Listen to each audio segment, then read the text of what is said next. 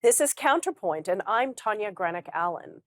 Filmmaker Matthew Embry is working on a major campaign to encourage the next generation of students, aged 15 to 25, to learn about the science and facts surrounding the growing demand for electricity and how we will meet this demand.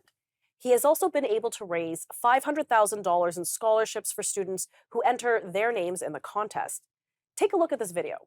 Attention high school and post-secondary students across Canada. You have a chance to win a scholarship that covers full tuition valued at up to $100,000 by entering Energy Creates. Energy Creates is a nationwide contest where you showcase your brilliance and compete by creating artistic works that demonstrate how the Canadian energy sector creates a better way of life for you, your fellow Canadians, and people around the world. Visit energycreates.com for full contest details. And joining me is Mathew Embry, the creator of the campaign. Matthew, thank you so much for joining me today. Appreciate your time. Thank you so much for doing this story. We appreciate the exposure and you taking time to dig into it. Well, it's exciting to me. So why don't we start off the bat? Tell us, what is Energy Creates? Sure. So Energy Creates is a more or less a no strings attached scholarship contest for students across Canada. And so you go to the website, you log into energycreates.com, students can create their account and a contest unfolds. And what they have to do is they have to watch a documentary, they have to answer a quiz, and then they're given the opportunity to create their own creative work, whether that's a song, a poem, an essay, a dance. We're trying to make that as inclusive as possible. So pretty much anybody could create something that reflects their own thoughts, their own perspectives, and what they're inspired by the Canadian energy sector.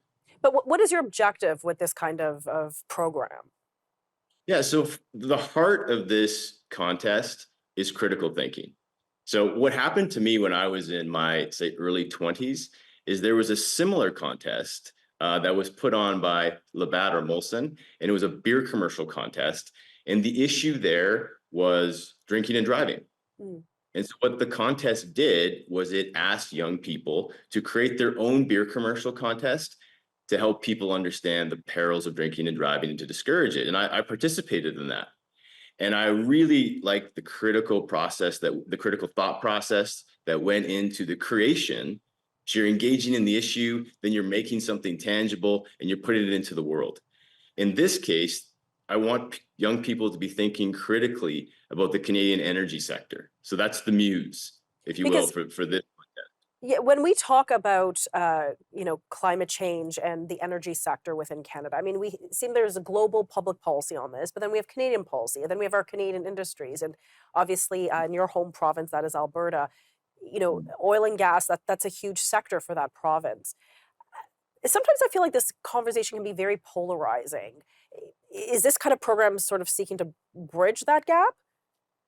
Yeah, I think you make a really good point. And it's that polarizing and divisiveness that was more or less the inspiration for, say, the documentary that's part of the contest. What I wanted to do was I wanted to really create a work that took both those sides and tried to find a middle ground, tried to find, say, some for peace, a lack of a better word. And in this contest, and this is, so much why the documentary is part of that. I'm trying to do that same thing. We're trying to foster that critical thought, trying to take those two polarized voices and bring them together for the common ground that we're all just trying to create a great country. And Now, I was going to say, you're a filmmaker. You're an award-winning filmmaker. You make documentaries. Your latest one, as you referenced, this is the one that the students would look at, is called Global Warning. That's with an N. Tell us about this film and what compelled you to make this film. Yeah, well, I grew up in Calgary, Alberta. So the fossil fuel industry has been something that I've been part of, or it's been part of my life, just living here. And over the years, I started to again notice what you said earlier, a polarization. And in Canada, and this anti-fossil fuel sentiment, and this pro renewable, that they couldn't work together. And this goes way back like way back. This goes all the way back to I think 2008 when I started to see rumblings of this type of thing. And I thought, well, this is getting a bit too much. Okay, I'm going to pause you there. We've got to cut to commercial, but we'll be right back.